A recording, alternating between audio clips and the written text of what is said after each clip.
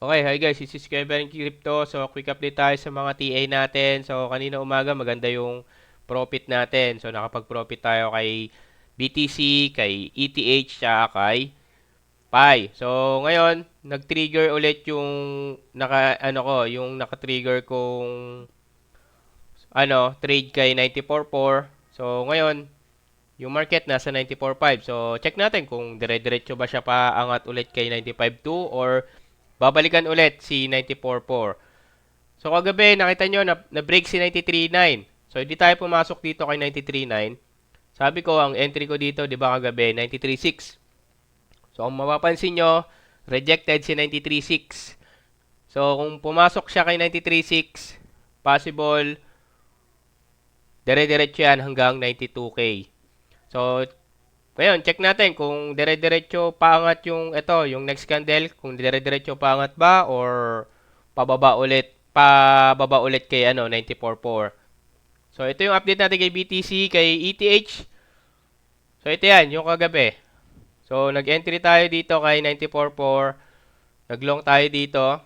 So, umangat ng 94.7. So, profit tayo dyan kay BTC. So, next natin, si ETH. So, kay ETH, so, ito kagabi, nag-ano din tayo dito. Nag-profit din tayo dito. So, ito naman yan. So, 1819, di ba? Meron tayo, ito, 1819. Binalikan yung 1819. Nag-long tayo dito. So, kaya nakapag-profit tayo ng 20%. So, ngayon, nag-trigger ulit tayo ng ano dito kasi binalikan niya si 1819. So, check natin kung makukuha yung 20% natin or babalikan ulit yung taas ni 1819. Pero kung mapapansin nyo, naka-trigger tayo dito kay minor support natin. So, maglalagay din ako ng trigger dito kay 1855. Kasi baka mamaya hindi natin mabantayan. So, mas maganda maglagay tayo ng trigger para kung makuha man si 1815, so okay lang. Pag tingin natin mamaya, so check natin kung ano yung possible mangyari kay ETH. Pero ngayon, yan, check natin kung babalik kay 1819. So, sumasabay lang siya kay Bitoy. Kapag umangat si Bitoy, aangat siya. Pag bababa si Bitoy, bababa din siya.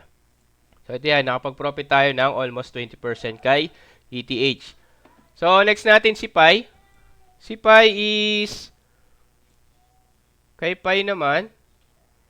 Check natin si Pi.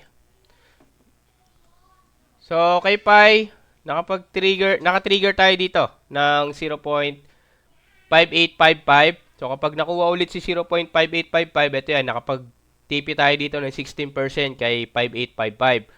So, kapag ginawa ulit yan, mag-short ulit tayo dyan. So, short ulit. Possible, makuha ulit yan. So, wait natin kung ano yung mangyari kay Pi. Pero kapag binalikan si break resistance natin 0.5991, so same pa din. Naka-trigger pa rin tayo dito kung makuha niyan. So, di trigger ulit tayo dyan. So, check natin kung ano yung possible mangyari sa mga TA natin. So, this is Kuya Ben Crypto. Peace out.